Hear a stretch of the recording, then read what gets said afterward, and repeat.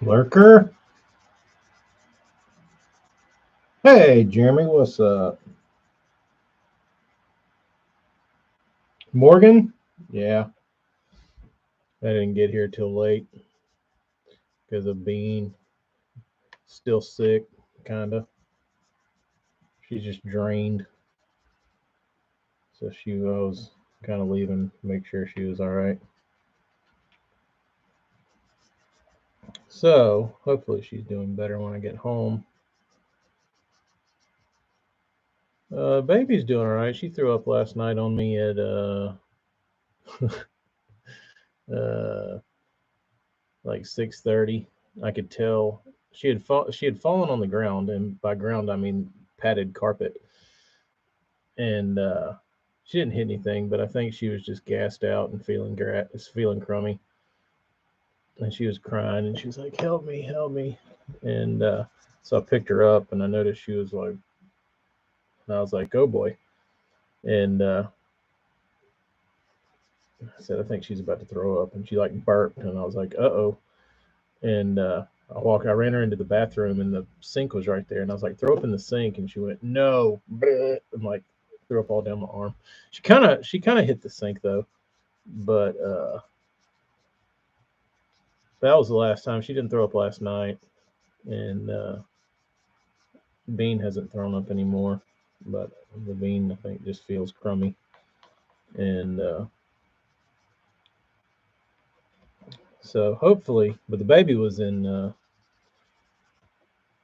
better spirits. They'll get fired up for like a few minutes, and then they're like zonked again, like they just want to lay down. So whatever they've got is really bad. Uh, it's taking all the steam out of them. That's right, Scott. That's right. I need to find me a little old lady. Apparently, that's the key to hiring bait employees. Is you need a little old lady that you could just like drop this shit off over to at her house.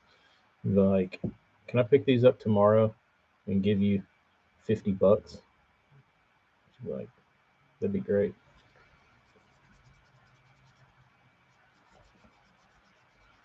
So she could just like sit on the couch and watch her shows, sand your baits for you, and you just pick them up the next day. If she ain't got shit to do, why not sand some tackle craft baits? What's up, Josh?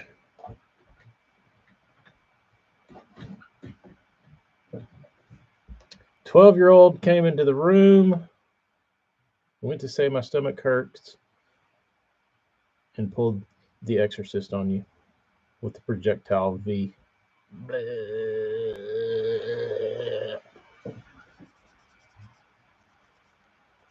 I guess this is the time of year for a good puke sesh. Yeah, so I hope the kids get better. I think it doesn't help that Amy's gone and the Bean didn't see her for 7 days, and then she came home and then she left again, and she won't see her for another 4 days. So I think the Bean that's got the Bean down, not really motivated. I think she's sad and sick. What's up, Mindy?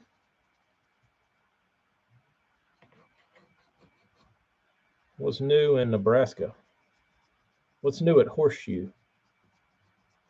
Any novelty sales last night?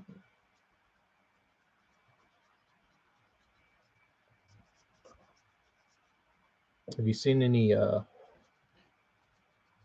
spooky spooky competition, topwater competition out there on the Facebook groups? I'm sure somebody two small boxes with $1,500 in weights. That's a lot of weights, bro. Is that your minimum?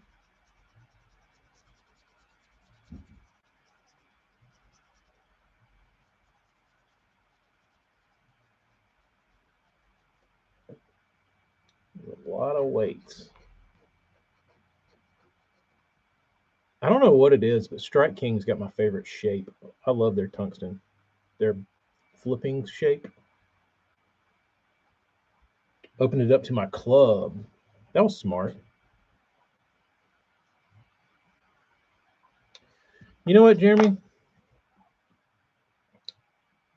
I haven't even had the want or energy or give a shit to even open an article and read.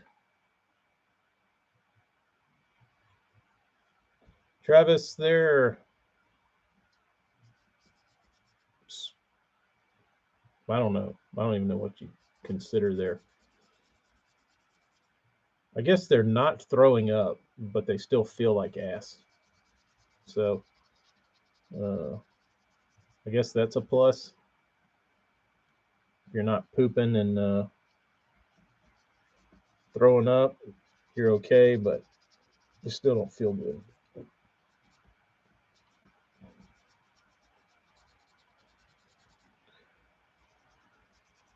Baby slept with me last night. I thought the beam would come in there, but she never did.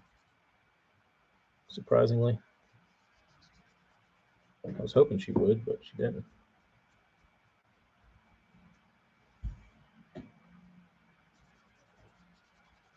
I saw Andrew, before I got on here, I saw Andrew Upshaw made a reaction video to whatever MLF is doing. I guess I should read about it. Where do I go to read? What do I read? Took the rest of the week off to finish the last demo in the shop. Good for you, dude. Hopefully it turns out like you like it.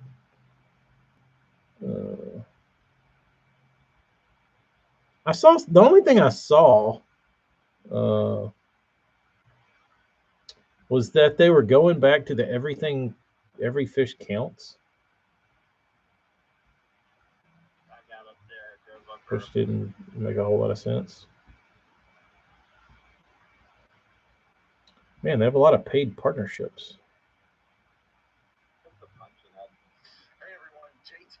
Oh. Major League Fishing. Come on.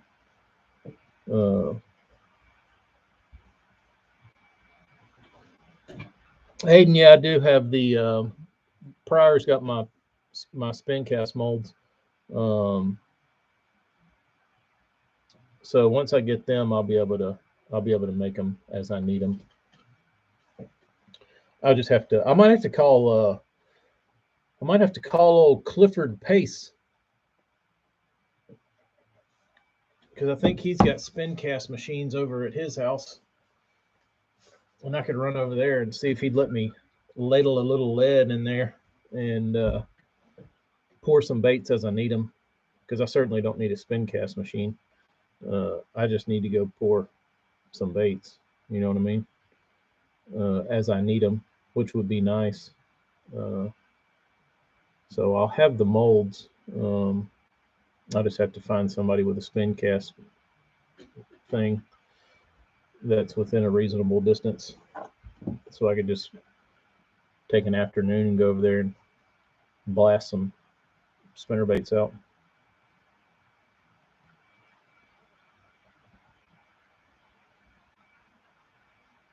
Which helps because I'll be able to control everything. I can experiment with hooks. I can change hooks. I can change wires. I can do all kinds of stuff. When I don't have somebody have to send them everything. You know, if I want to run 2 baits with a different wire, I can do that without having to send 2 wires up to wherever and have all that shit done. So it'd be quicker.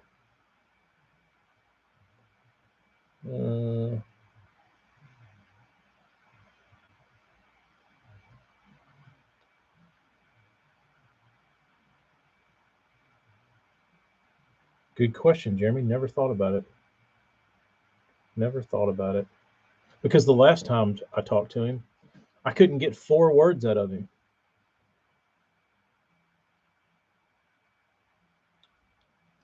Which, in Cliff's defense, I heard he is much better now at being able to communicate. But yeah, the last time we spoke, it was like pulling teeth to get the dude to talk to me. But my buddy Keith goes over there, and he's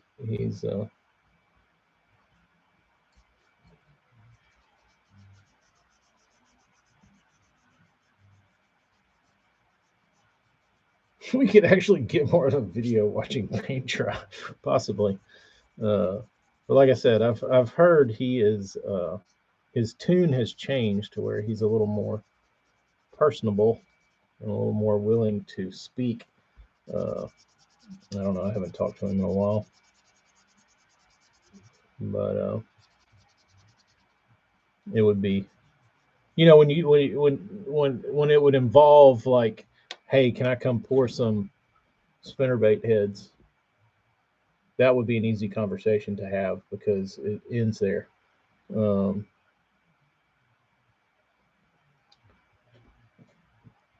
and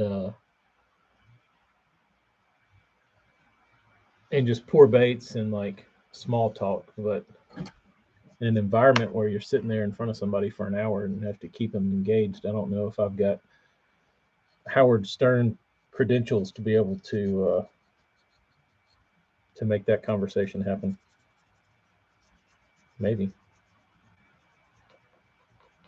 I mean, I guess if it was that painful, I'd be like, all right, I gotta go take a dump. See you later. So, but he was really hard to talk to because we're from the same part of the country, like within like an hour of each other, so hour and a half. When I was asking him, I was like, "You ever fish you fish like the Pearl River?" And he was like, "Yeah," and that was it. Like everything was like a singular word answer. Like how many people walk up to him and talk to him? How many people in the last like week or month approached him and asked about the Pearl River? You would think they'll be like, "Oh, this guy I can relate to." You know what I mean? In that like how you, in that how you kind of create a rapport with somebody is you create like this common ground that's not completely common with everybody. Um, Swindle says he's a riot. Maybe he is. Maybe behind closed doors he's got like this secret personality. Maybe he just didn't like me. Do your discs need to be compatible with his machines or all the same? I think they're pretty universal. Um, I think they are, as long as they're not like too big. I mean, I don't think mine are. Uh, so, but yeah, I think he's using the same machines that mine were made on or made for. Um, that is more what the topic is with Cliff. Can you talk about Louisiana Delta? Ranking, he would talk for hours. That's what I was trying to do. I was trying to get him to talk about Mississippi River and like, or like South Mississippi, and like talk about like Pascagoula and over there. And following him on Facebook now, knowing he like fishes over there. Maybe he was just having a bad day. That happens. Um, but that would be fun to get him to talk about the Mississippi fishing over there, like South Mississippi. It's kind of similar to here.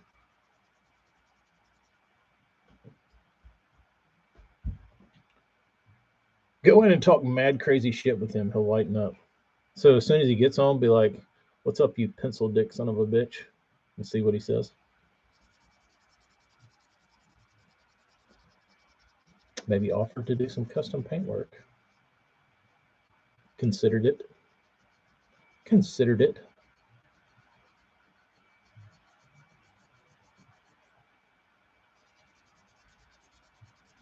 I don't know though.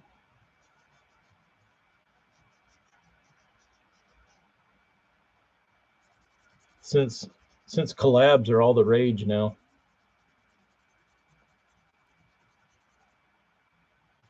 I would like to have him build me some baits on his little machine in a very gigantic volume.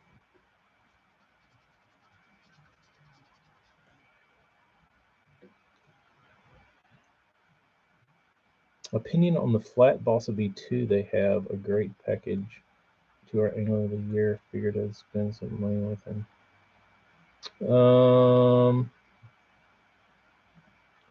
Flat. It's a black label.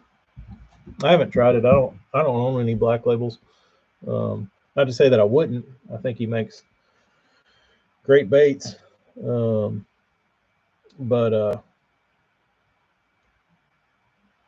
I don't keep up with his stuff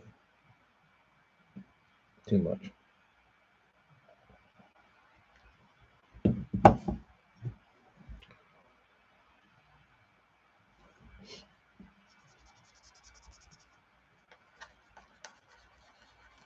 It's a Bagley. Oh, Bagley B flat.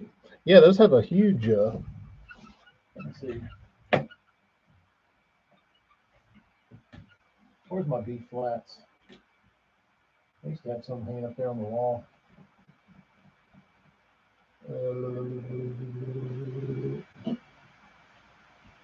I don't see them.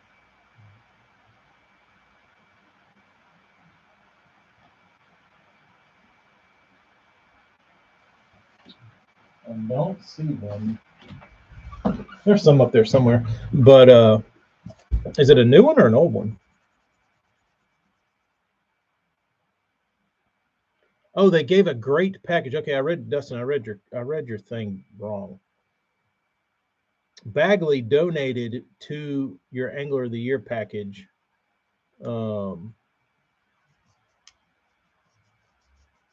Like some baits, and the Bagley B flat was in there.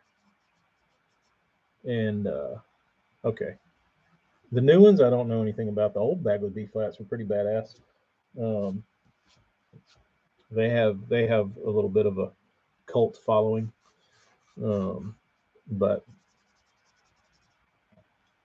I never. I threw one.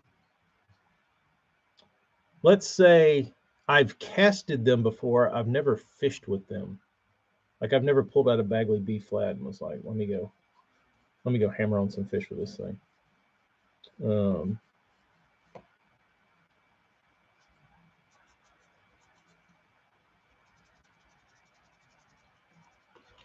But I know I've had a lot of buddies over the years contact me knowing I had Bagleys and said, "Do you have any B flats?" No, don't throw that stuff. But good wintertime bait. If you're into that, put a little suspender on it, make it slow sink or suspend.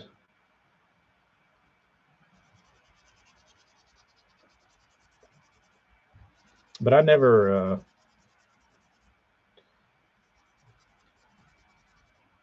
I never got. I just did different stuff. Typically, I feel like where I fished, there was never that like long transition period, like how the fish set up. It was either they were deep or they were shallow or they never went deep and they stayed shallow all year. So there wasn't really that like weird in between cranking time. What's up, John? You got your colors figured out?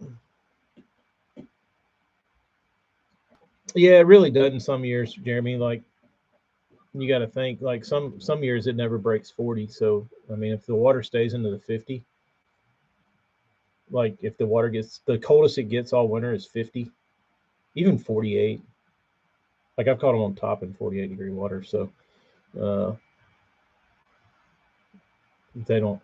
It's not like they're like, oh shit, this is getting bad. We gotta go get in the damn. We gotta get in a hole somewhere.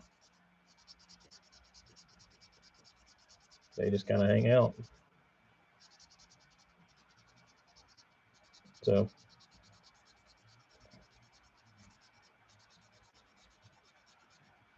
Next Marty drop, a 5-piece jointed shrimp. Kyle, my dad was over there near you yesterday. He's fishing down in Louisiana somewhere, trout fishing. Hopedale? I know it's not really near you, but same state. Mid-30s, it's cold. We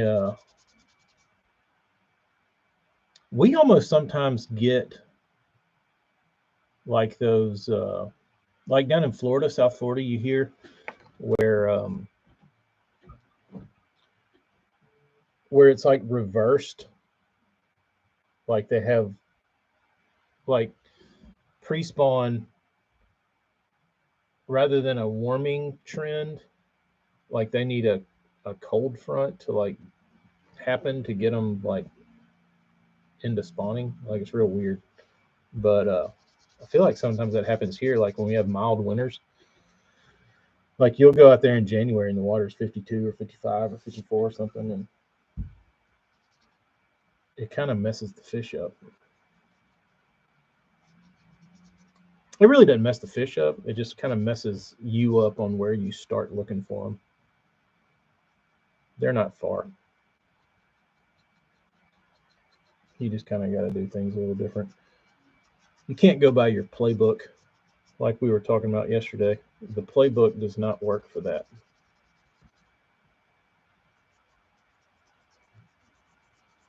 The concreted game plan. So, Rich, here you go. We have a little hybrid medium running. I don't know what we're going to call it. I mean, it's basically a Killer B2, but it's a little flatter. Still got the pointy nose, which I think is a crucial point in those specifically.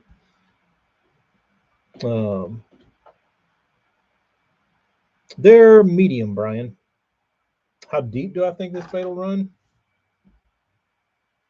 6 if you tried. 5. Yeah, it looks like a smidge shorter. Let's see. Bill's a little shorter than a. Let's see. That's actually a little longer.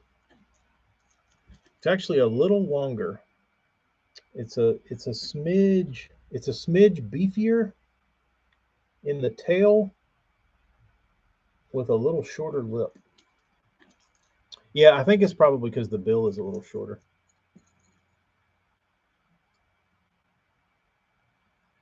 A lot shorter.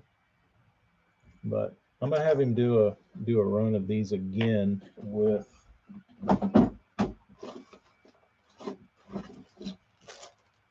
this bill.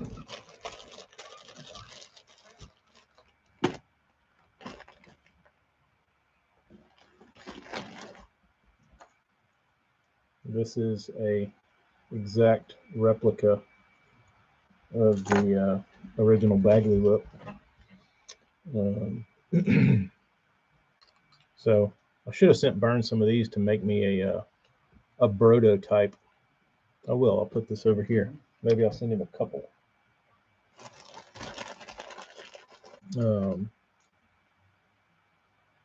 So put that in the Burns pile.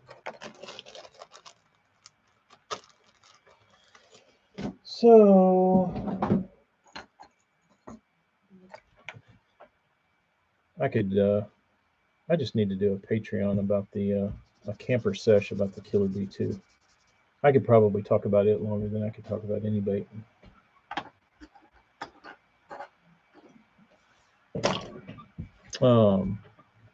Scott likes it.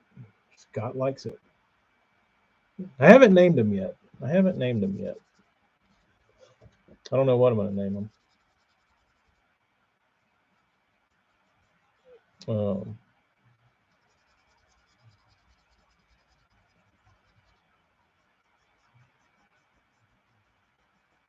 But the thing about these is you really need to fish them right. It's almost like a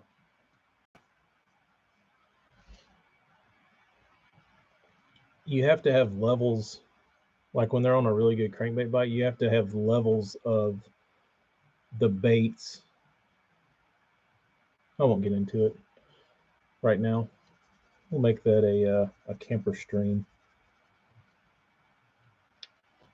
because it gets pretty in depth. But this one falls into a category.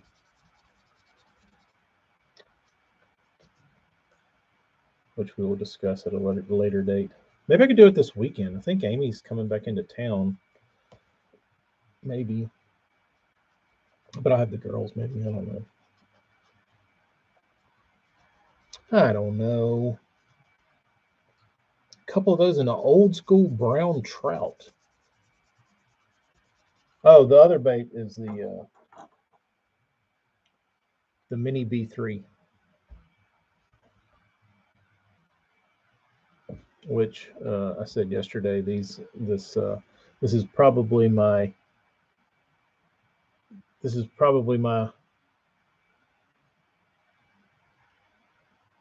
last. If you gave me two baits to if you said just pick two crankbaits and that's all you get for the rest of your days, these two would be it.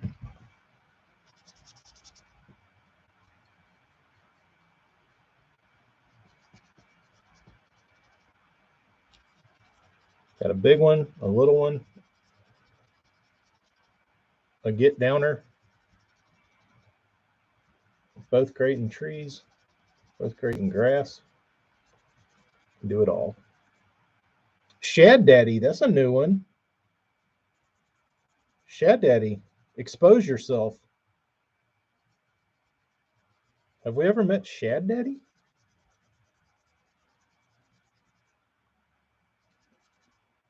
I know I didn't acquire a new follower, so somebody surely has an alias account.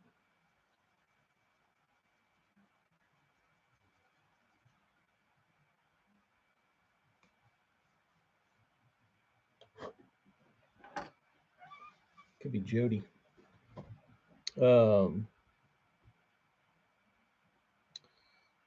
Cranking bite should be getting fire here. The weather's cooling and the water temp's getting right. You just need a good rain to dirty the water up. AJ's burner account. Could be. Could be BBC. We don't know. We need more than one word answers, and we can probably piece it together.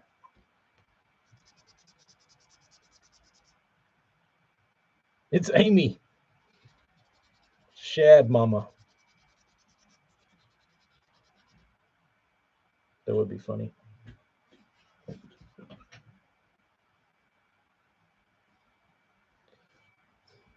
Catfisherman. Hello. Welcome, Shad Daddy.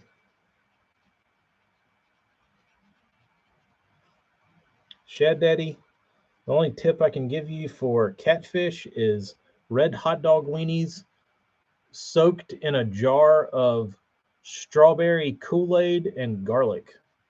And you'll catch all the catfish your heart will desire. And it's cheap. And very stinky. Just don't spill it on anything.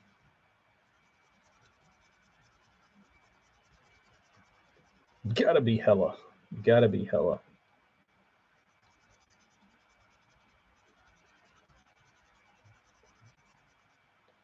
Day old chicken is better than hot dogs. Then you gotta deal with salmonella.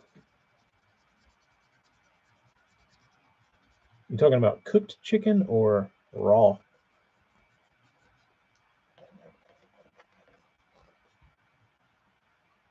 Raw dog. Raw, of course. I thought people use that stinky cheese. I think think there's been people known to use the stinky cheese. Skipjack?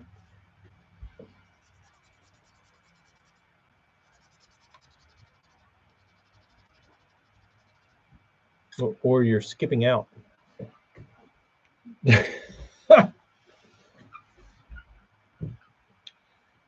Sorry, Dustin. Every time you get on here and start lunch, we start talking about vile shit.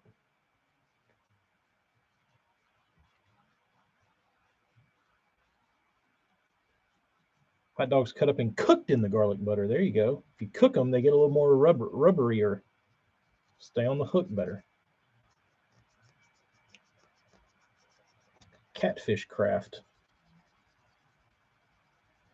Jeremy, we were talking about that with consuming raw eggs, because my mother would tell me, since I could walk, don't eat that cookie dough because you're going to get salmonella. Dude, I have eaten pounds,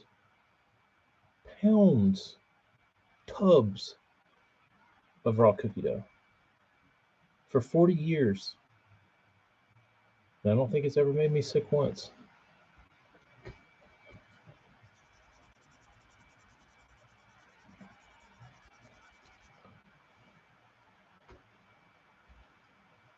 The worst cheese bait I ever smelled, they put cheese, peanut butter, dew, like Mountain Dew, worms, and minnows in a peanut butter jar, and they set it in the sun. Surely they weren't going to fish with that, dude.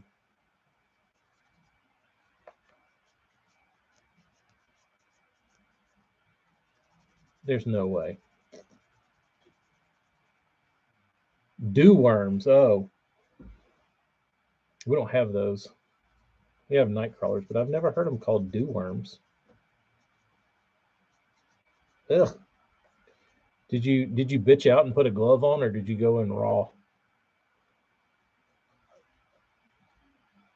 I'd have probably had to put a glove on for that nasty shit, just so I didn't have it stuck to my hands.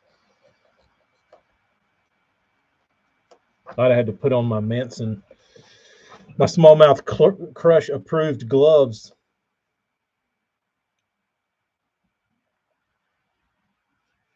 Raw.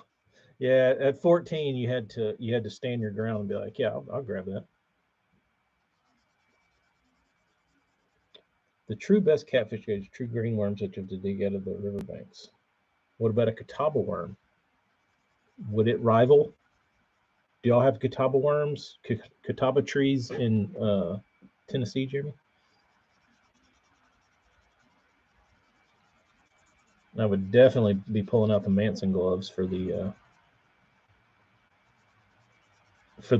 peanut butter cheese worms minnows.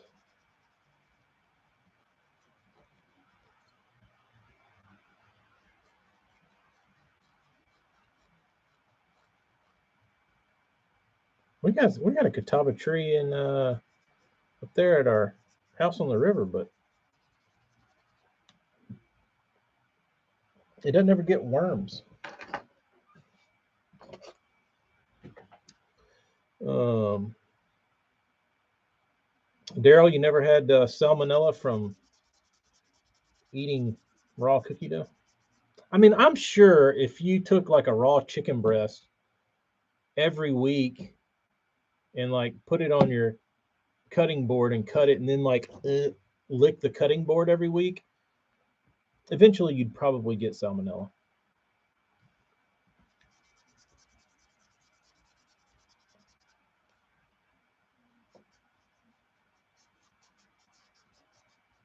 Catawba worms in the spring are hard to beat. You're right, Scott. Everything eats them. I think that was the universal like fishing bait, like why it was so popular back in the day when guys just used bait and limited artificial baits. Was catawba worms caught everything, dude. You could take a little chunk and catch brim. You could take a bigger chunk and catch bass, or you could use the bigger chunk and catch catfish, like wadded up in a ball. But They were like currency back in the day. But I don't see the big stink about like that was like gold growing up, but you don't see many people like talk about catawba worms anymore. I guess there's probably people out there still hunting them down. I'd like to have some more catawba trees at my house here. Uh,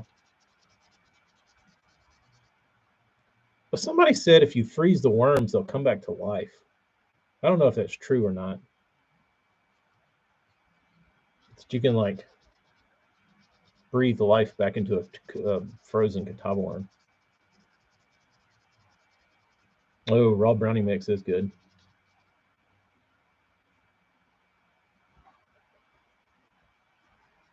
Use the larva out of bees. Gator, I've used wasp larva, and it was actually really, really good. Um, Caught a 6-pounder bluegill fishing. Did it eat the worm or did it eat a bluegill? Um, yeah, wasp larva is actually really good. If you're in a bind, eat the worm.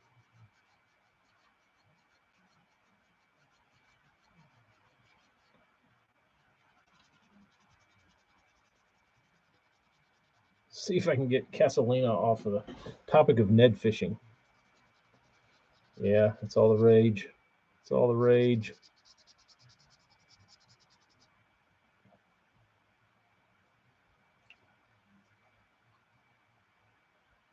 Wax worms. We don't get wax worms down here.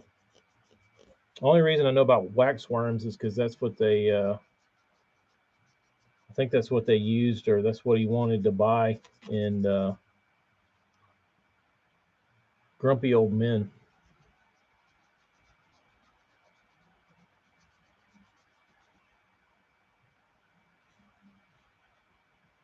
Maybe the lenders used to fish with wax worms. It was something from my childhood.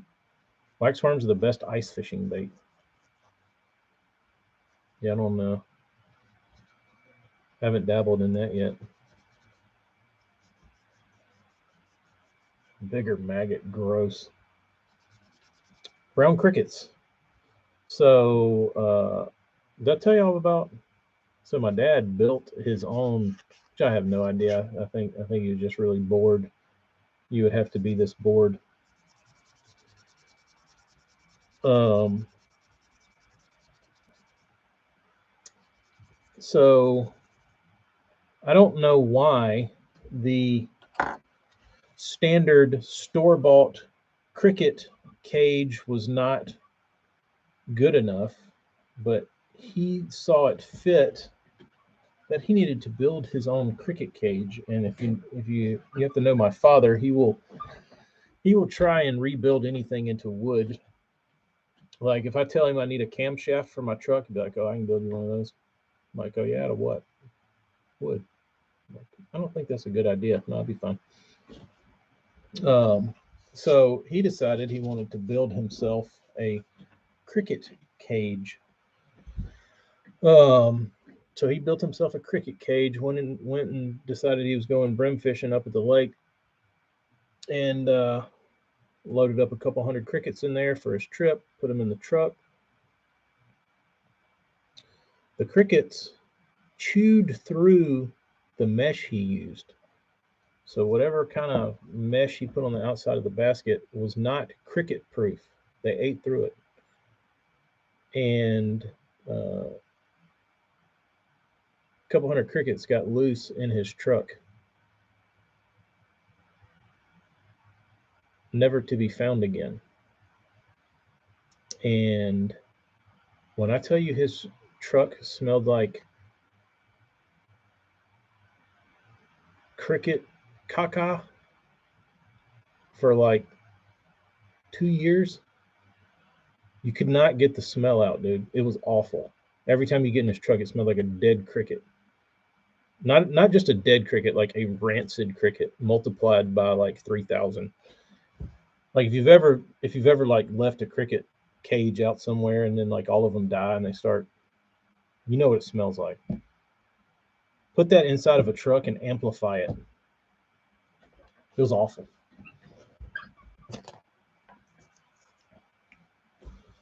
So luckily, in the last, year or so, the stink has actually dissipated to where you don't smell the cricket funk.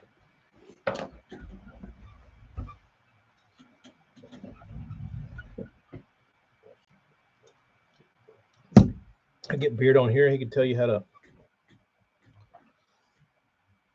uh, build all kinds of things. He's about to have to build a new swing set because the swing at my mom's house, we sat on it and it broke.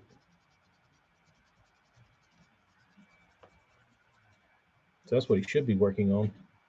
Saber-toothed crickets are not to be trifled with. Exactly. They were pretty fierce. They were pretty fierce crickets. They knew what was going to happen. They'd seen their friends go. They said, "We're not going out like that. We're chewing our way out of this damn prison. We're going." They made it out. Some of them probably did. Some of them were probably living uh, against the firewall of his truck, up in his glove box, under the seat and the carpet. I don't know where all of them are living, but I guarantee you, if you did like a frame off restoration on his truck, somebody would be like, "What are all these crickets doing in here?"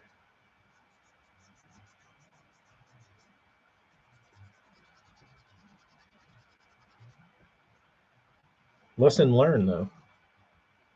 I think his cricket containers have been.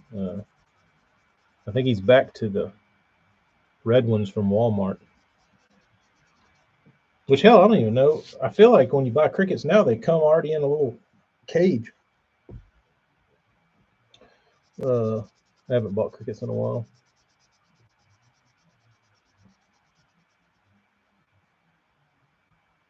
You know you're in a true mom and pop tackle shop when you smell the cricket stench. Yeah, you're right. There's a store here called Quint's, and they used to sell crickets. I think they still do, but it was a very pungent aroma. But I guess that's going to be a thing of the past. Walking into a store, getting you a piece of fried chicken while wafting dead cricket carcasses, but also being soothed by the sound of the flowing water in the minnow tank. Pretty good combo. With gentle wisps of cigarette smoke.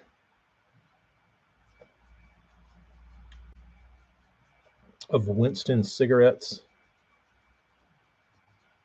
blowing over the register. And then you go home and you throw your shirt that you were wearing in the corner. You can smell it for a month after you wash it. Damn, that's heaven. Yeah. Unfortunately, memories like that are becoming a thing of the past. You have to hunt down a place to experience that.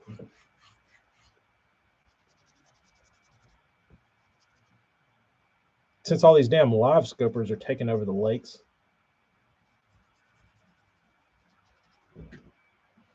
I need a respirator. How many more of these I got? 1, 2, 3, 4, 5, 6, 7, 8, 9, 10. All right.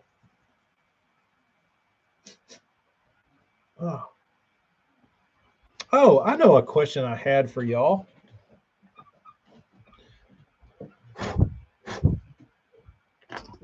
I had this Bitsy flip right here, and the skirt was all jacked up, and my dad was sitting in here talking to me, and I was like, while he's talking, I'm gonna like find something to do. Um, and I started digging through my skirts over here. I was like, oh, I'll make some sort of weird little skirt for this thing. And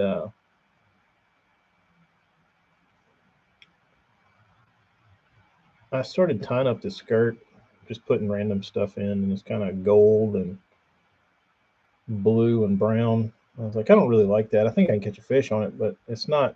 It's not. I'm not in love. And started thinking, I was like, what is the probably everybody has that one like really ugly jig that they catch fish on that they're kind of embarrassed to tell people about. Over the course of their fishing career, they've probably picked up a jig that was really, really ugly, but it really worked. You know, if anybody has one of those, but it's like, or bait, doesn't have to be a jig. I was thinking jig. My baits typically aren't ugly. Jigs, I've thrown some pretty ugly jigs. I had one that was like this. It was called like Gator Dog or something, but it was had this really bright green in it. Um, it was like black and brown and green, like really fish scale green and blue.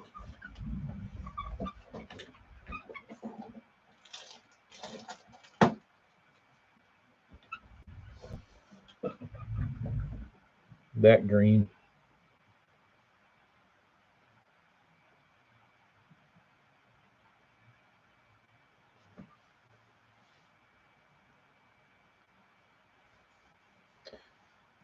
Hayden, you know you're at a good restaurant. A real like this is how you get like tipped 50% if you're a waitress in the South. Is when you go and you ask for a to-go cup and the girl brings you two.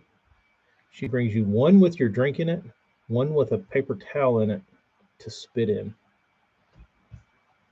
When you see that happen, you're like, whoa, whoa.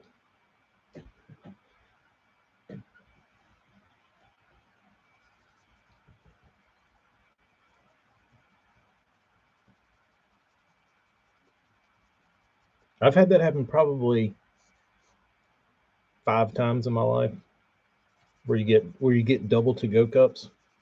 You get a spitter and you get your drink.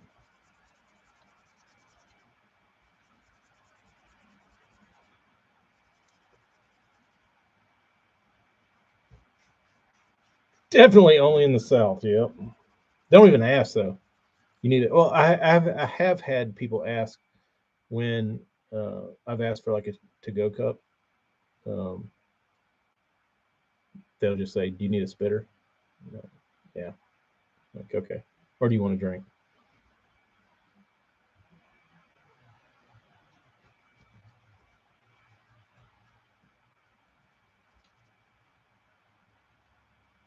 You don't think you'd eat somewhere like that? That's normal. Jeremy lives out in God's country. He knows.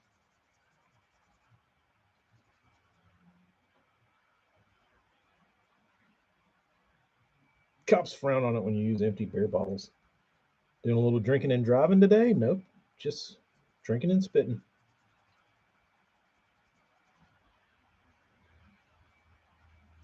Sipping and dipping. I'm just spitting the water cup.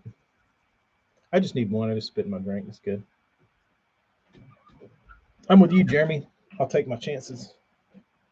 The more and more I eat fast food, the more I realize how disgusting it is.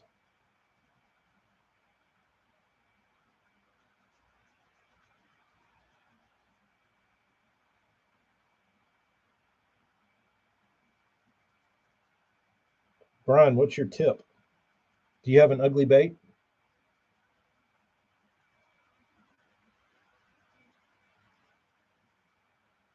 I need to dig around in my collection over here and see what the ugliest bait I have that I've actually fished and caught fish on that I wasn't like.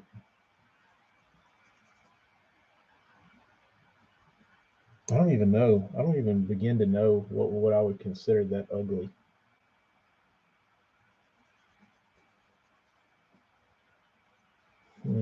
I'm sure there's plenty. Let me look. Let me make sure this bait's done. I will say, for those of you who get these, they'll be immaculately sanded.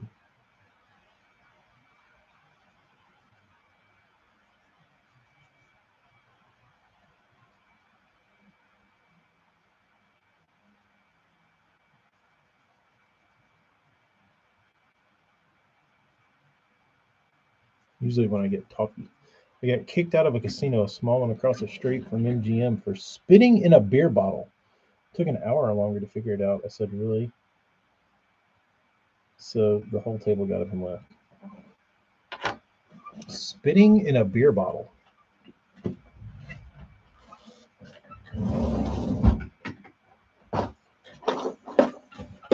I mean, what's it matter what you do with your beer bottle? Anybody ever throw one of these?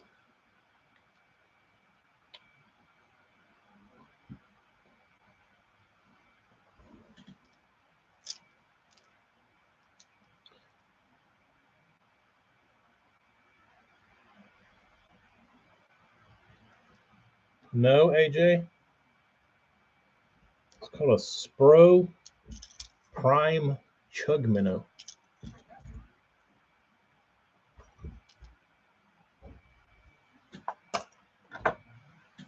Pretty good, weird topwater. What's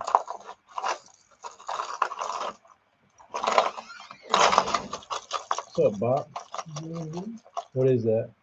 2032 T5 battery. I might.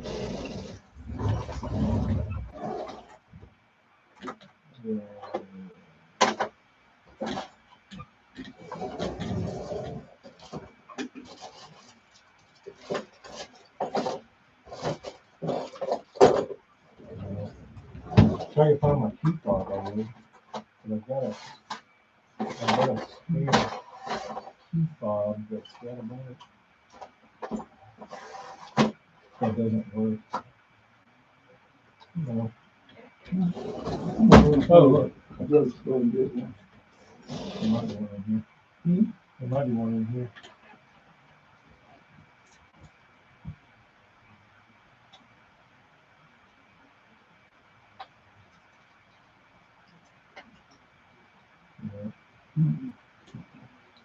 No. Yeah, I'll go get one.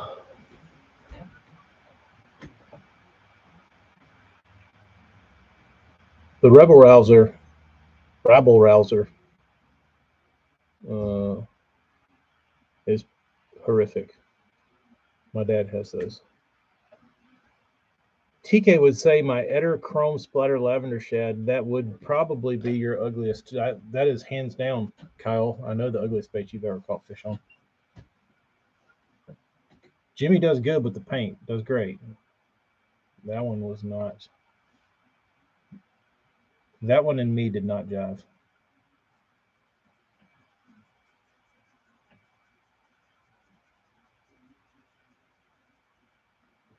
Paint Walker. Let me see. Could be DC9, Morgan. Ugliest bait. You know what it could be that I don't have anymore? A Mad Cow Bandit. Those were pretty ugly. It's probably a bandit color because I typically used to buy a bunch of ugly ass bandits.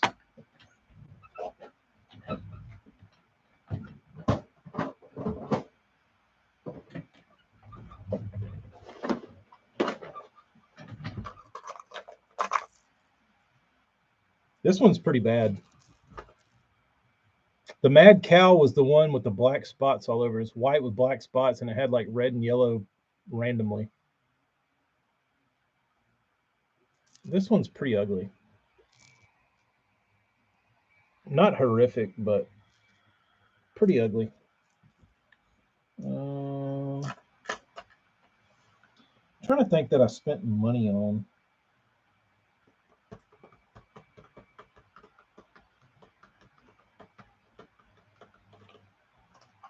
Hmm.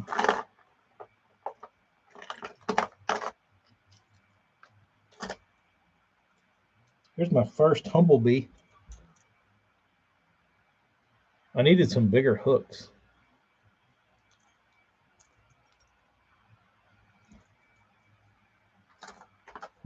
Ugly, ugly, ugly. Maybe I've gotten rid of all my ugly. I always thought this was a great color. Never caught shit on it. It's a very famous Norman color. Their gel coat baby bass, whatever it's called. It was always very cool looking. To me, it was a signature Norman color that I'd never caught fish on very well. I mean, it should. It's just white splatterback. It's probably just me.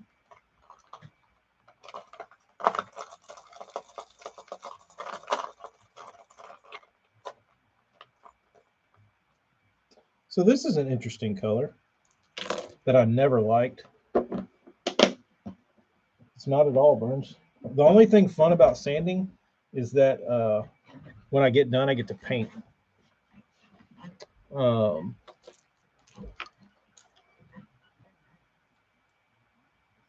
Jeremy, they actually a 200 series Bandit. You can heave on a bait caster. They fly. Like a 200 series Bandit throws really, really well. So this color, I forget what they call it, but back when I was younger, I bought this. Obviously, you can tell by how old it is, but the I started reading about bait fish, and the false dot on the tail was a defense mechanism. So the fish would instinctively strike the head of a fish where it thought was like the eyeball. So I read, and that the spot tail minnow or whatever this was mimicking, this was indeed a defense mechanism. So the fish would think this was the head of the bait, and then it would swim away and they would miss. And I started thinking about it, and I was like, why would I ever want my bait to have a defense mechanism on it? I don't want that. So after I read that article, this bait stayed in pristine condition and never was thrown. I never threw this lure because I bought it and I read that whatever thing about the spot tail minnow, and I did not want built-in defense mechanisms in my bait. So here it stands. Here it sits. Here it lies. Brand new, like 1992 Bandit spot tail. Yeah, I could Dustin. I could actually see Mad Cow making looking kind of like a crappie too. I get more bites on a Bandit 300 than most baits by at least 30% in there. I like it. See, I never was a huge fan of the 300. I liked the 200 the best, but 300 is still a great bait. Um,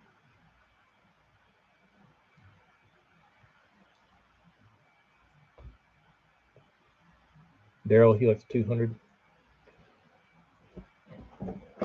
I've got a few 300s in here. Not many.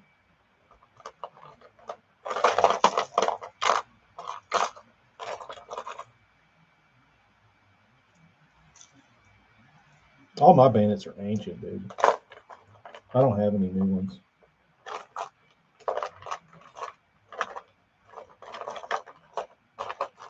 Dude, when this color came out,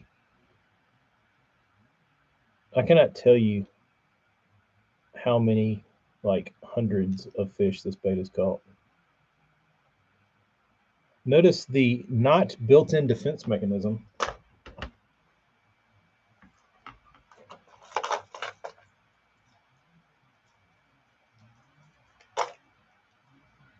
Dude, if this damn Louisiana shad could talk. This thing has seen some stuff.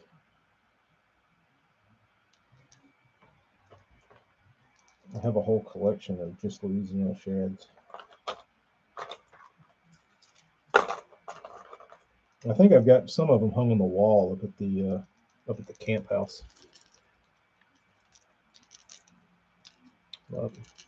These are my these are my two go-tos back in the day. Best bandit color ever made.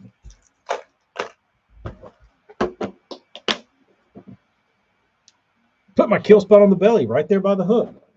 Makes sense, Burnsy. I take a put this in your pipe and smoke it, Epic Eric. I put my gold hooks and I put them in a tumbler with pecan shells and I wait for all the red to get knocked off to where the gold shows through. And then I take a Sharpie marker and I put a kill spot on each of the barbs. Suck it, Eric. How about that tip?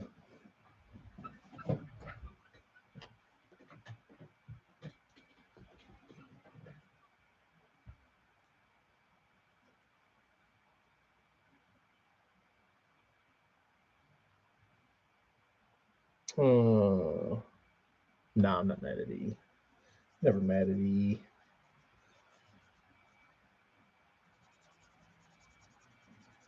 I'm just giving him shit for his shitty red hooks he throws.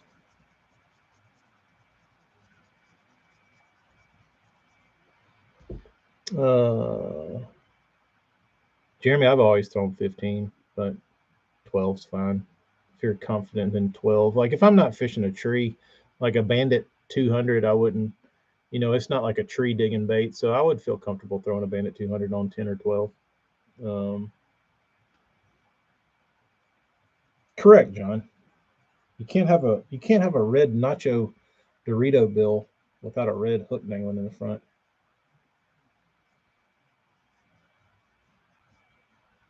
Travis is rubbing off on him.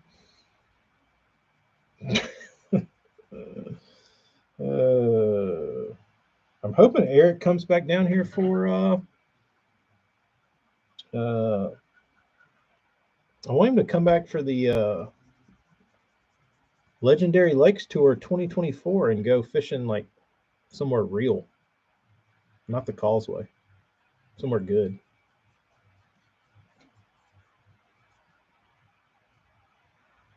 Somewhere good. So we'll see. I don't know what the plans are for 2024 on the Epic Eric Tour. I get mad when I sand his baits. Only when they're man's 1 minuses do I start getting angry. I'm like, these pieces of shit. I did find my first and only, which I own 1 minuses now, just because if I find them for like $1 or $2 at a yard sale or something, I'll buy them just to have them as an investment. But the only one I ever bought to fish with was back there, and I think it's still sitting in the box with no fish on its belt. None. I don't think I ever caught a fish on it. And when you're a kid and you only have like 10 baits, everything gets used a lot. And I don't think that one ever got a play. It got in the game, but it never scored any touchdowns. It never even got a first down or never even got the ball.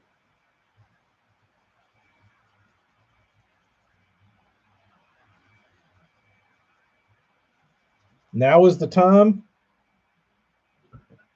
That's what I keep hearing. It's always the time. Should have been here yesterday.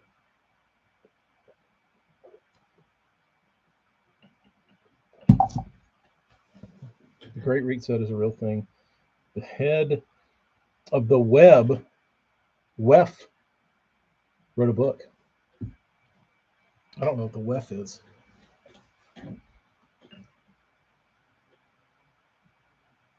I won an EE bait a year or so ago. It was a flat tiger or something like that. A temper tiger?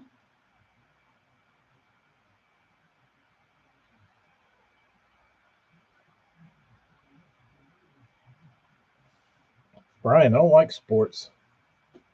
They get in the way of fishing.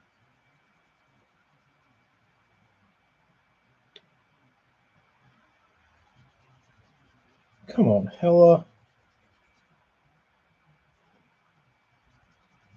Who won the volleyball game last night? Your team?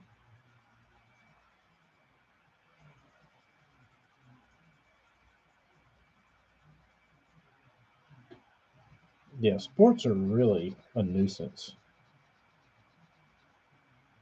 Because like everybody when I'd want to go fishing and it was like Saturday and I'd say, all right, y'all, I'm going fishing. Auburn plays at 3 and Alabama plays at 6:30. Like, so, I don't give a shit. Like, you're not gonna watch the game? I'm like, no, I'm not gonna watch the game. I'd rather go fishing. Like, go. What I would do that I used to enjoy was I would just go fishing, but I would also listen to it on the radio if I really cared, like just to have something to listen to. Dude, it's awesome, especially in the state of Alabama. You get out on the river or the lake or wherever you're at, there's nobody out there. It's awesome. Like I said, you just turn your radio on, listen to it. I much rather listen to it anyway because I'd much rather listen to Eli Gold than whoever's announcing for whatever broadcast place they're playing on. Way better experience. And you get to fish. Sitting on my ass in front of a TV is not my idea of fun.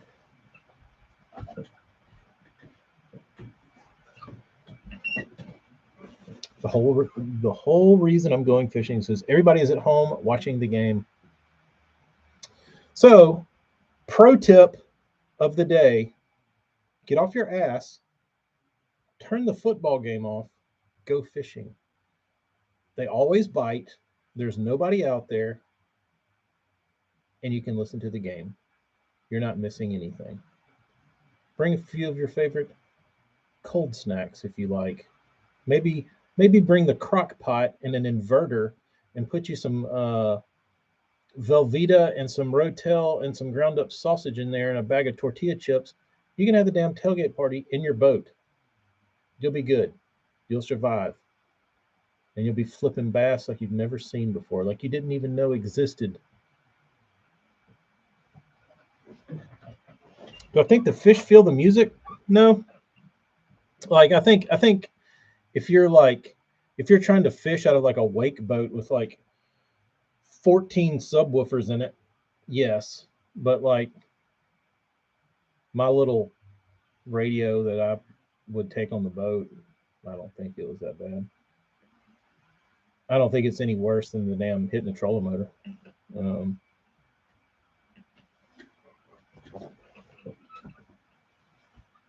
Pontificate. Yeah, or turn the game off. Watch a Tacklecast replay.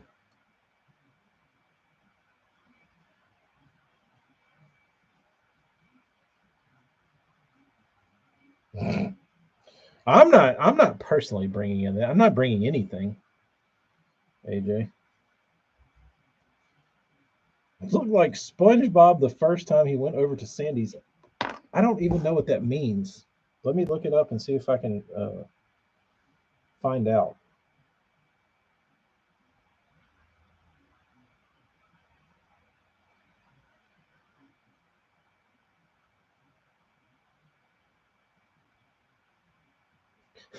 Something about or a hella replay, whoever you choose.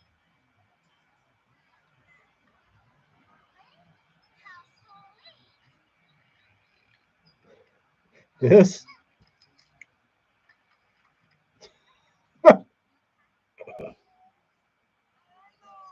Are you okay?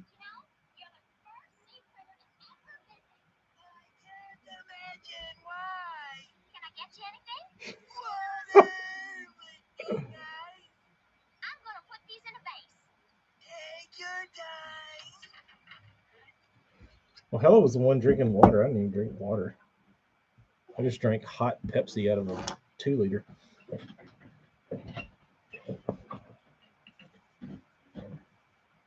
When I ran out of my shitty Casey's tea.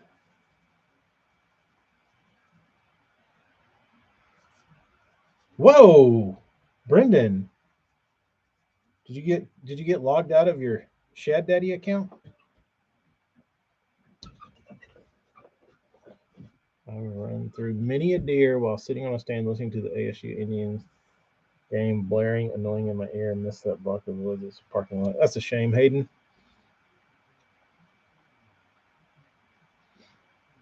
A 20-inch monitor to stream football, hockey, and baseball.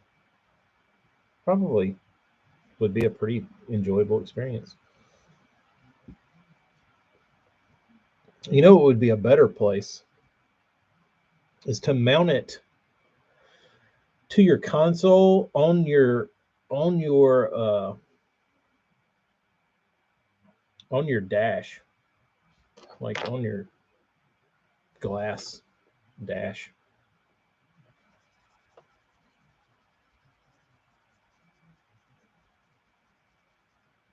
Out here in Oklahoma, working your derriere, Brendan, watch your language.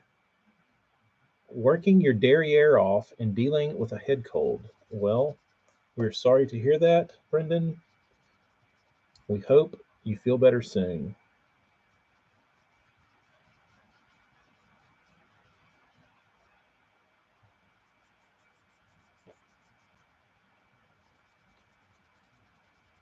Back to work. All right, Hella. Thanks for swinging in.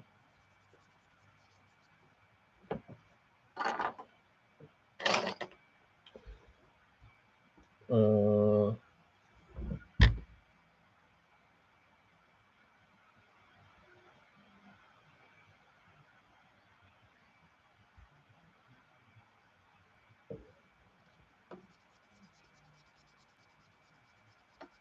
it's Killer B2ish, yes.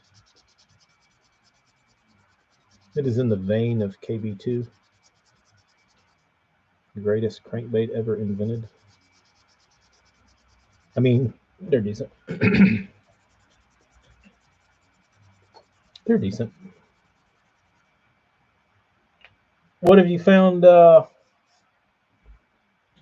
you found any? Have you found any young ladies in Oklahoma, Brendan, with backgrounds in oil tycoon families?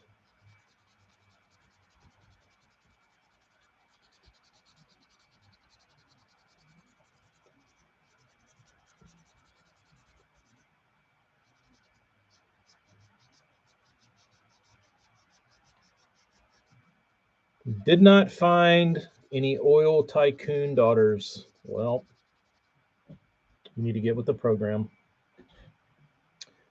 No, Scott, it's more of a in between.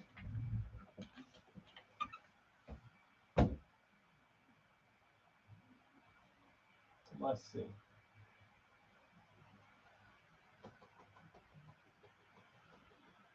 I have got one.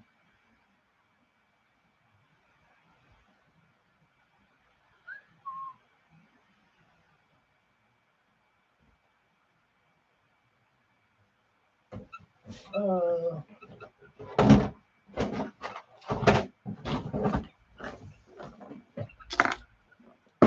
I think I do. I should. Okay, so think of it as a in between these two. Not the shallow diver, not the medium diver. It's like the this one falls into this place.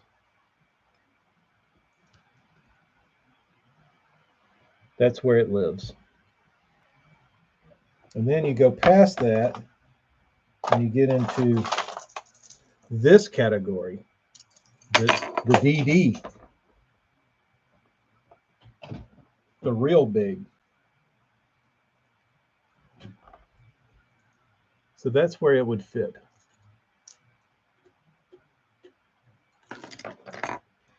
That's a round bill killer B3, shorty.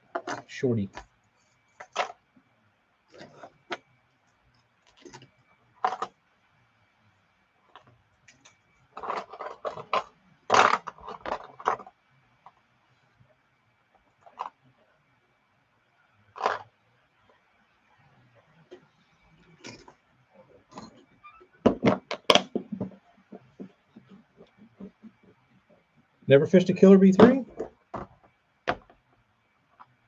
Any of them? That's a short diving one. There's a deep diving. Here's the big boy. There's a lot of variation in the killer B3 bodies over the years.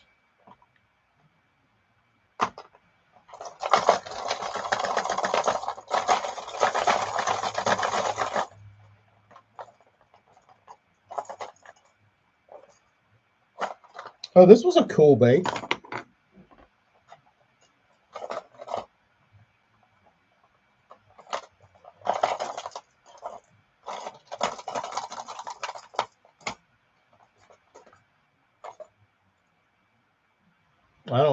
I didn't realize it. But I heard some of these were done from the factory. I don't know if this was a factory job or not. But if you look at that bill, somebody put a shave job on it. See that bevel? I didn't realize it when I got it, and then I got it in the mail years and years and years ago. And somebody shaved these, and I heard that there were some that got done like that at the factory. I don't know that this was one of those or not, but I think Bill Dance was part of that movement, the bill shaving movement.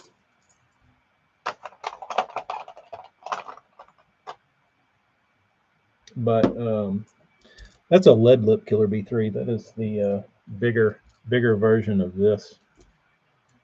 I never was the biggest fan of the lead lip version. They always felt a little fragile to me.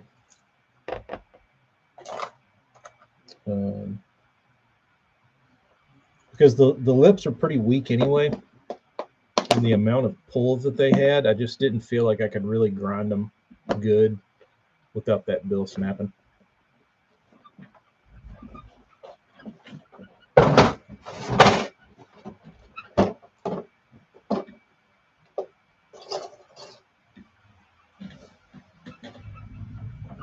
Behold, the lead lip killer B2 box.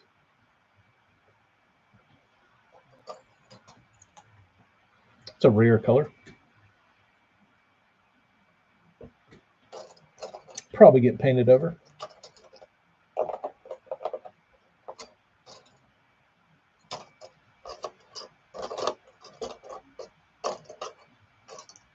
Where's Tim Maynard when you need him?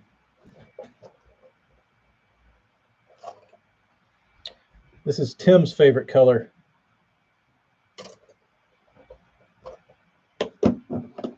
And he used to try and buy them. Only I'd buy them and paint over them.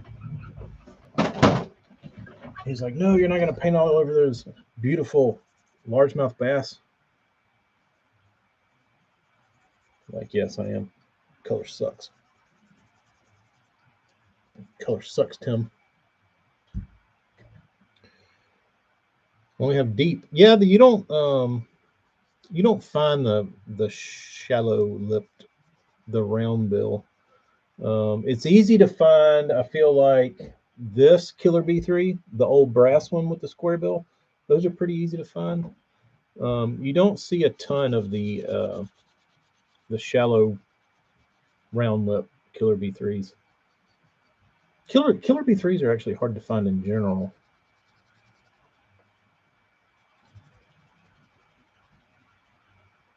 But some more so than others.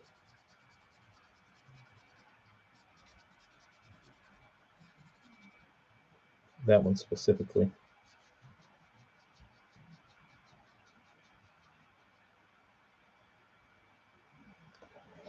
I have one of the original Blazer pointed noses that is very similar to a good Killer B2. I'd like to throw one of those one time, Scott. I need to come visit you and just put like hook protectors on all your fancy crankbaits and go out to the test pond and just see how stuff swims. One bait I'd really like to swim is an original Big O. Like I don't want to fish with it. I just want to see it. I just want to feel it pull. I want to see it swim. I just want to know what it does. Same thing with those Blazers. Like I just want to tie one on and reel it in a couple times. You've got an old Big O Gator, an original like Fred Young hand carved Big O. I always said I was going to buy one back in the day when they were like $500. I think you can. I still think that's like the going price of one. I feel like $500 will get you one. But that's what it was when I was heavy into buying wood. I was like, I'm going to buy one of those things. Never did.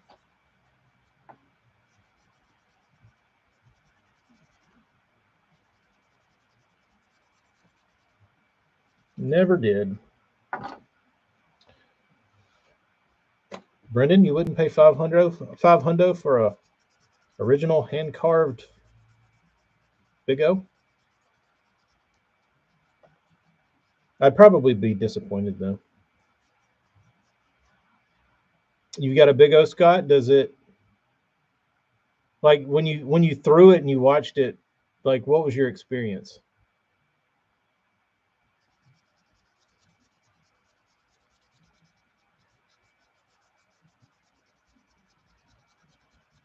Did you see the action and you were like, "Ah, you beautiful piece of work"?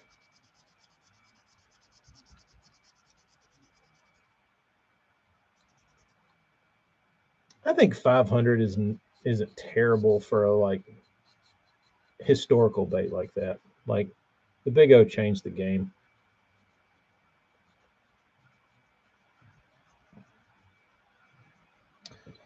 Brendan, why would you have a Big O signed by Fred in 1967? Brendan, was you buying a pre-Rapala wiggle wart from Baitman the other day? Brendan's trying to get in the wiggle wart game? Trying to diversify his portfolio? Or was it a deal he couldn't refuse?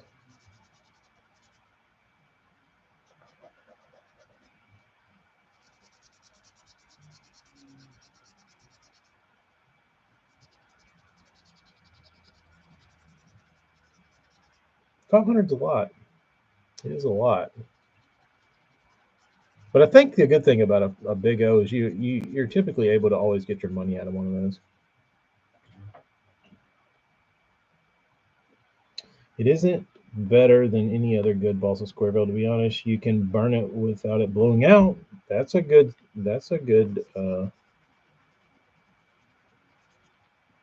trait to have.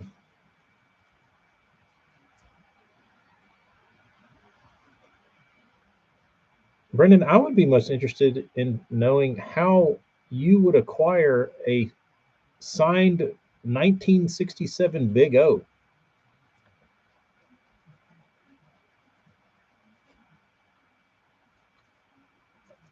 Stearman, you got Big O's too? How's everybody got original Big O's?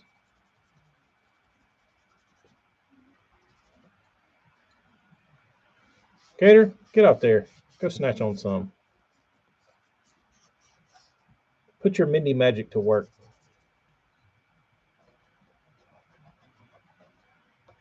Weather's nice. Should be. Should be nice everywhere.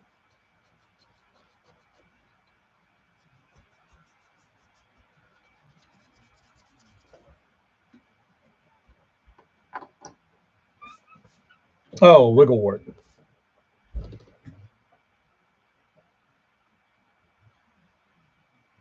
An old man that is friends with my dad gave him all his old baits, and that was in one of the boxes. All right. You wanted a native gill, Brendan? Fine. You can have one. Just send me the big O. Actually, 2 for 1. You can have 2 native gills. I acquired mine from your mom's uncle. What's the story with the uncle? Where he had such good bait ties.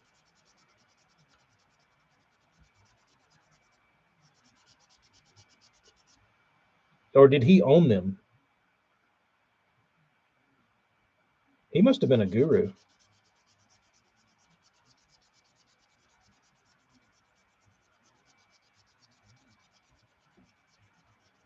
Burning a crank is so 90s.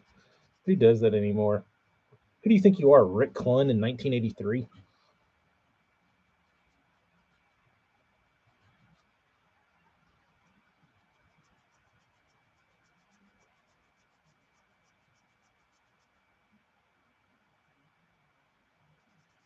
Well, damn. Now my bargaining piece isn't valuable anymore.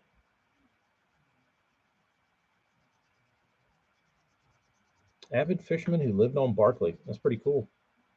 Had he used the Blazer and the Big O? Was the Big O fished? Which would be even cooler. See, I could probably get a beater. Um, I could probably get a beater for pretty cheap. I need to probably reach out to somebody in the Big O community and be like, listen, I just want a piece of shit that's like not collectible. Um,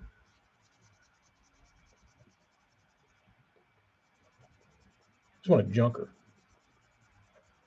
as they call it in the lure world, a beater.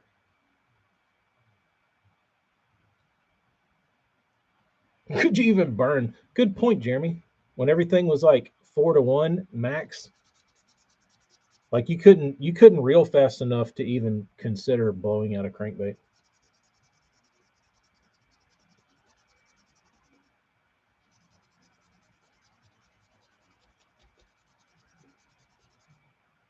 The deal stands. The deal stands then. In 1983, 3-0.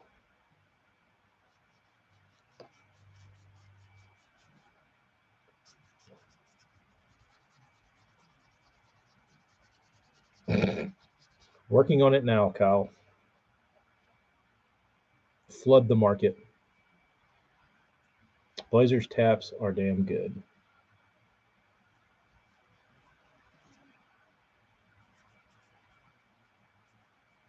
What about the pointy nose killer bee looking one?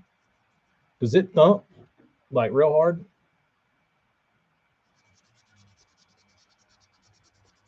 You still have in possession 3 Blazer taps?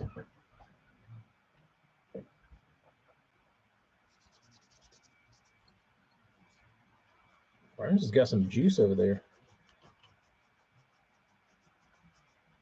I want a goldfish colored.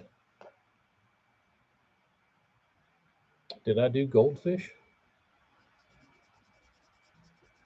Or you just want that color?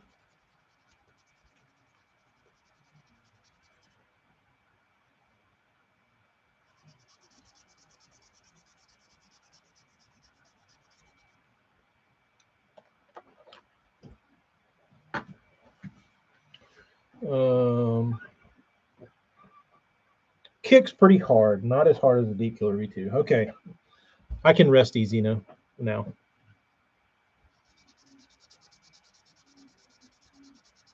Good move. Thanks for coming back, Gator. We're still here. We're still sanding. We're cutting deals with Brendan to get his old worthless Big O. No, I never did a goldfish. Mainly just regular fish. Bluegill, things of that nature. I think I did a crappie. I did a baby bass that was like Stormtrooper baby bass. That one was cool. Uh,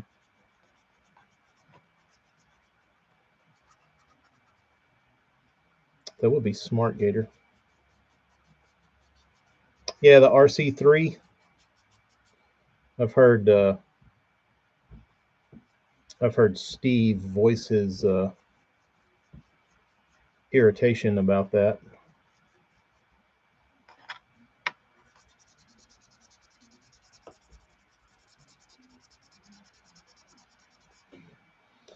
Burnsies will not be goldfish.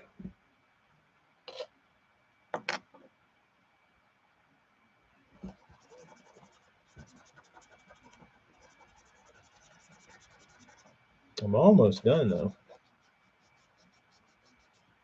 I told you I gotta find me an old granny. I gotta find me an old granny to take over sanding. It's gonna be like if I do that, I'm gonna be like the Ben Stiller in Happy Gilmore.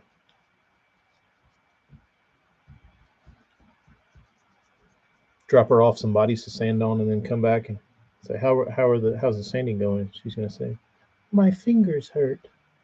Say, what's that? My fingers hurt. Oh, okay. Well, your back's gonna be hurting because you just pulled landscaping duty.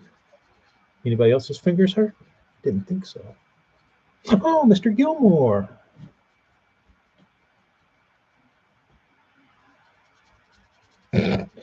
Tell me you fish ponds without telling me you fish ponds if you need a bait painted like a goldfish.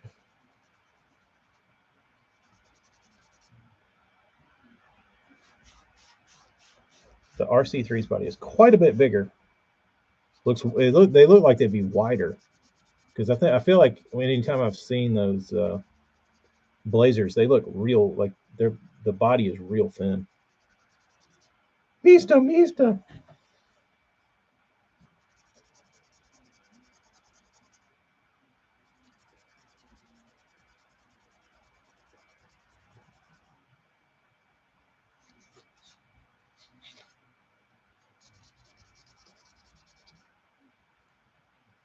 All right.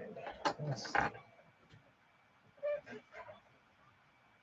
New piece of paper. The blazers are cut from 1/2 inch balsa.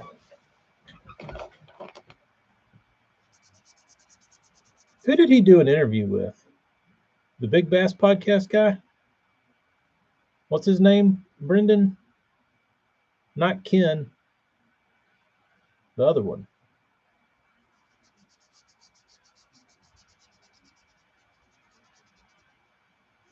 I'm having a brain fart. Terry. Yeah. Didn't he do an interview with Steve Blazer at a show? It's really good. That's who I'm thinking about. Whoever it was very entertaining listening to Steve talk about his baits. Um,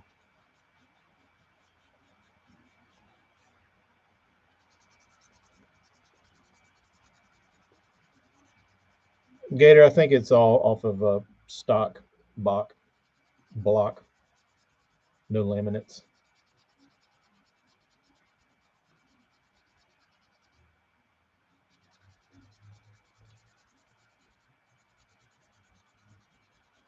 But the funny thing about that interview was Steve would post on Woodbait Nation occasionally, but all of his posts on there, he would just come off as a bitter old dick, which is okay, but that's just how he came off because every time he posted, it was like a bitch about something, and in that interview, he came across as a lot more personable than I would have expected, um, versus how he comes off over the internet. Kentucky state record was caught on a good old 6-inch Zoom lizard. Wouldn't a laminate be better, more diversified wood grain? I think that would take away part of the attributes of a balsa wood crankbait, or it might. I don't know. I think that's what makes them so good, Gator, is the different densities throughout the wood.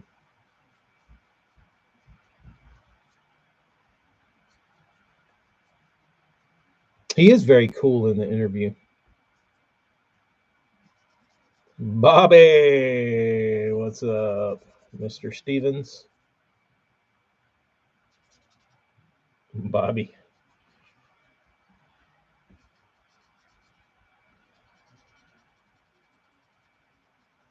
Robert? Oh, you already made it to the desert? Well, shit. Damn, Bobby.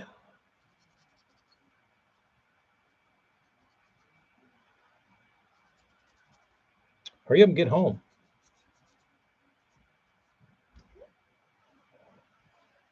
Holly snack bar, Bobby.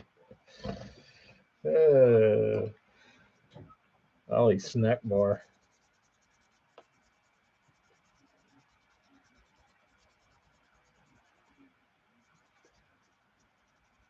But he, the last I saw, the last thing I saw Blazer post about on Woodbait was somebody. Who was it? Was it Rob Cochran? No, maybe it was Rob Cochran. No, I thought it was Steve Blazer. Somebody was selling lips that had been injected, like they were injection lips, like a Bagley lip that you would see in like a DB3, and somebody was selling some, and apparently Steve and Lee Sisson got them made, or Steve let Lee use the design and have some made, and they weren't ever supposed to be sold.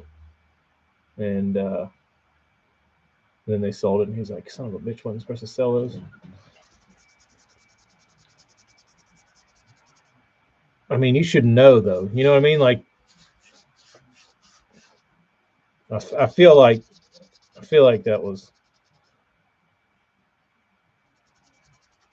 that shouldn't come as a surprise. But if you're a man of your word, I guess like Steve is, and somebody tells you I'm not going to sell them, and then they show up, I mean, is it really that big of a deal?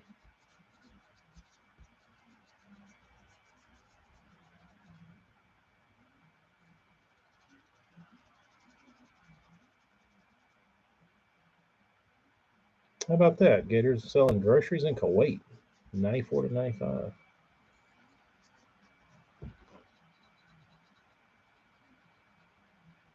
Is Woodbait Nation really worth scrolling through? It's probably worth scrolling through if you go back in the archives. That's probably worth your time. Um, I haven't seen anything on there recently that was, but I look for different things than some people do. Like,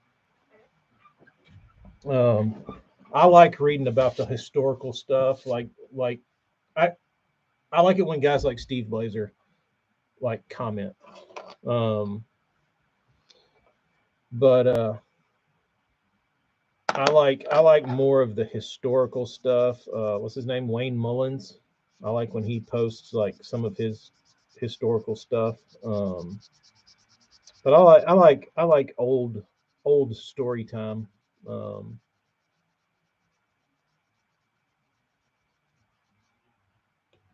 I seen Steven go on a rant on Woodbait uh, Universe because someone kind of giving him praise for his baits. uh, Steve, you make awesome baits. I'd love to have one. Well, Needle Dick, you're not going to get one because all these assholes Pose took it and made it so everybody could do it. And was it that kind of rant?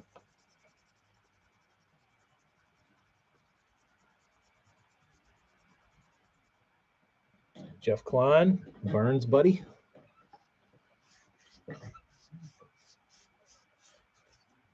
Burns, we need to get Klein on a camper sesh and have you two talk about the old glory days. And I'll just sit back and listen. Talk about, like, Klein, what kind of questions did young, dumb Burns ask you when he was trying to figure this shit out? What was the dumbest thing young Burns asked you?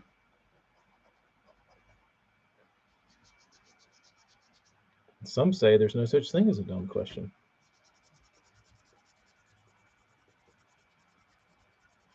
Probably could have worded that better.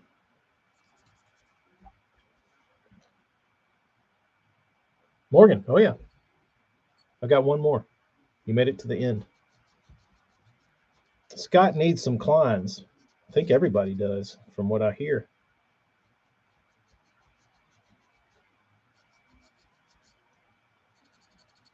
Jeff, just go in your back room, dig around in your box, find the most roached out baits, your nastiest looking baits that you would not think of ever selling to anyone.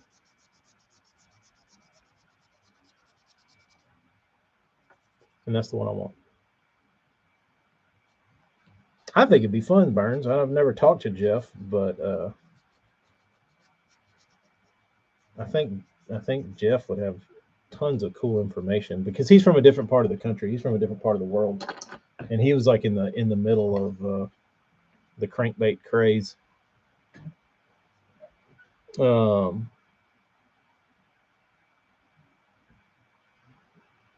You actually might get to see that, Brendan, in my hands. Burns might have pulled one out of the vault and said, we might need to do this. It is the Burns OG.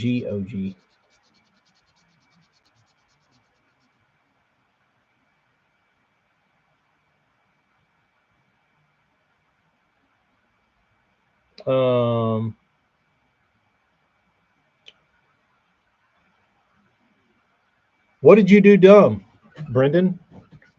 Stay safe, Bobbert.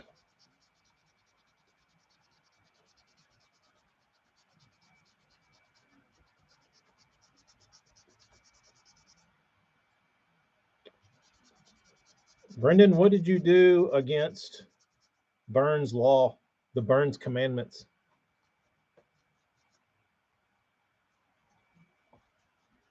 First baits were top waters that sunk.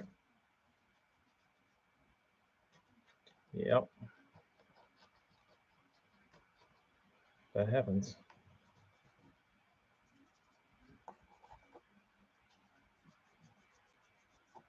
No shit. Burns' trash guy's probably got some good shit. If you could find the Benton trash heap, you could probably find some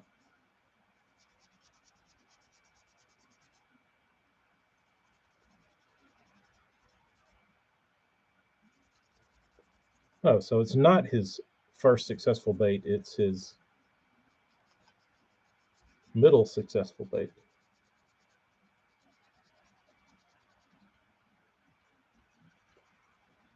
Been a better story if it was the first successful bait, Burns.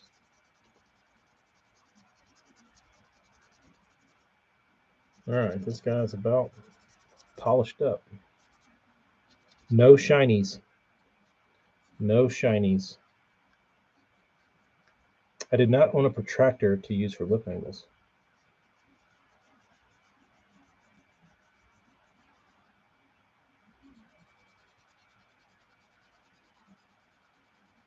Does everyone you work with know what you do on the side? Great question. Or are you a closet bait maker?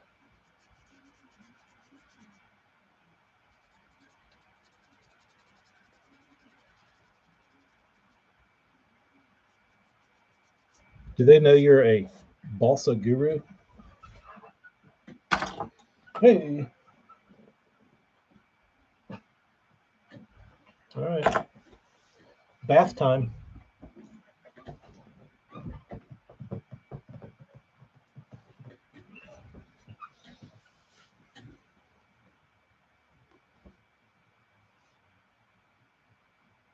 Morgan, you got some in the landfill as well?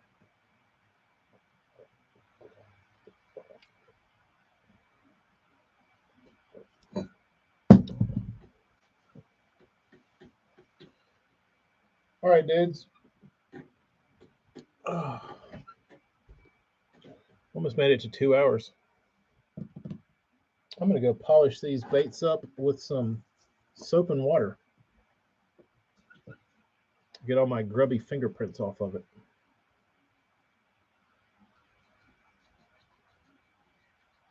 Where's Chris today? I guess he's not driving.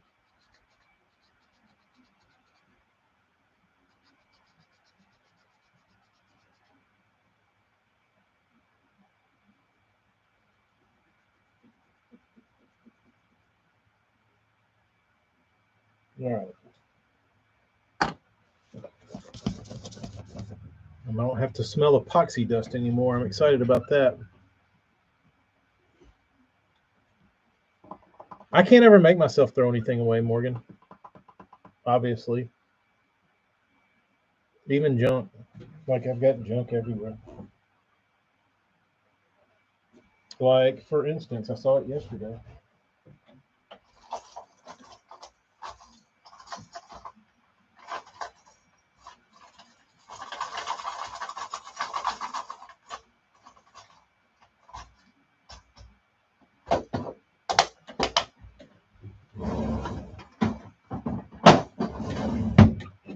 What to do with it?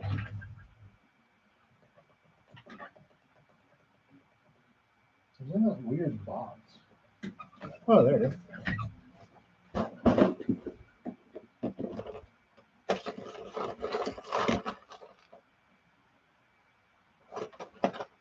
So this was like a P70 kind of topwater, and I was trying to do something to the foil, like up here, and I ran my little whatever across it to like make some sort of scale or something, and I crushed it, and it made the bait like have all these weird angles on it. But I can't get rid of it because the weird angles could make it magical. So I left it. I just haven't done anything with it. I think this one's got way too much weight in it. I think it literally stands up like this.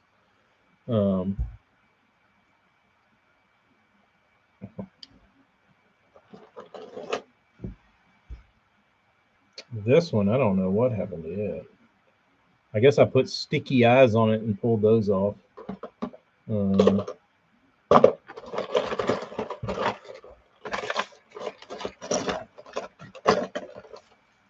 This bait I was trying to foil, and I used too much pressure and it got too hot, and I put a big hole in the side of it. Could probably throw this away, but it still lives here.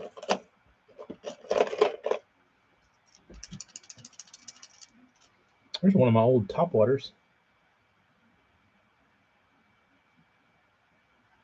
Maybe I should pull this out and paint it.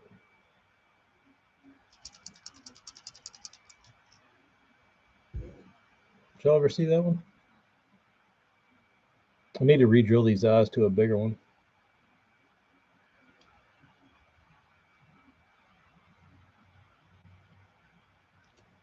Set that to the side. Maybe I'll put a little scuffy on it while I'm sitting here.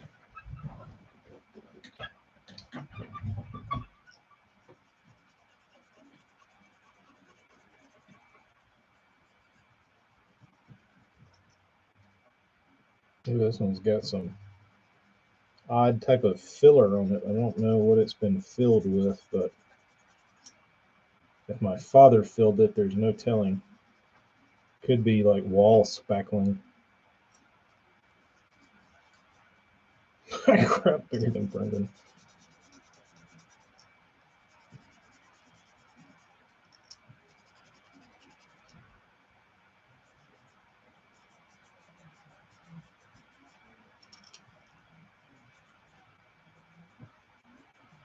Have I ruined a fish catching bait trying to fix it? Me? Oh, yeah. I've done it a couple times.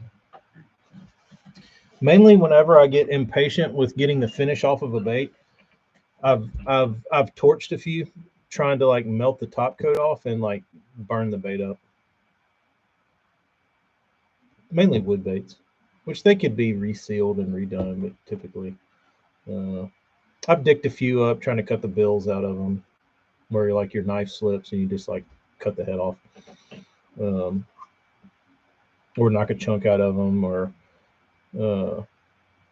trying to get a bill out and you think it's cut and you go to pull it out and it pulls out like the whole bottom of the throat and oops.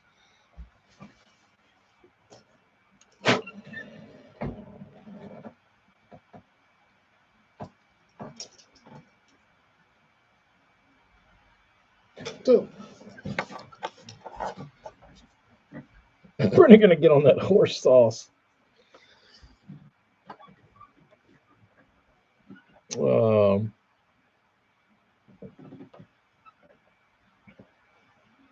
Brennan's gonna show up on the next stream look like a damn Clydesdale. Like, damn, bro, what happened? That horse juice.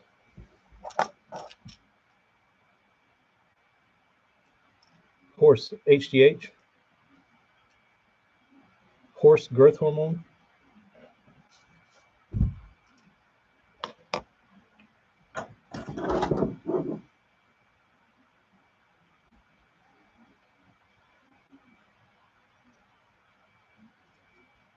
I have yours, Burns, I think.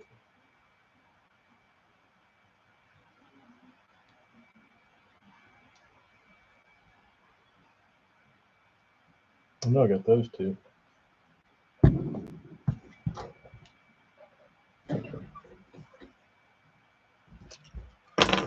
Let's see what else.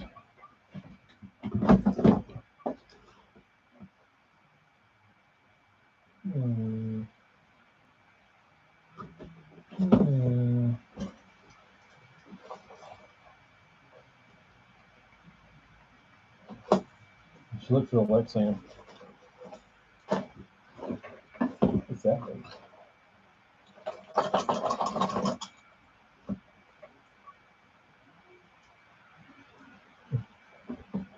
Cool looking. That's cool looking. All right, dudes. I'm gonna bail out of here. See if I can go get these baits cleaned up. Get them all shiny and clean. 3 o'clock. I might get them base coated. We'll see.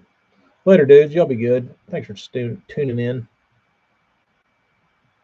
On your Patreon, can you bring in more than one person? Yes. I typically wouldn't like to, but for certain circumstances, I would enjoy that, like Burns and Jeff Klein. But like I don't. But I would be cognizant of not speaking. You know what I mean? Like when Straycast would bring in like 4 or 5 people, it would really get annoying because people would just be talking over each other and nobody knowing to shut up. And some people would never say a word. So I'm not a huge fan of like multiple people on streams, like more than 2, but three you could do. You could handle it.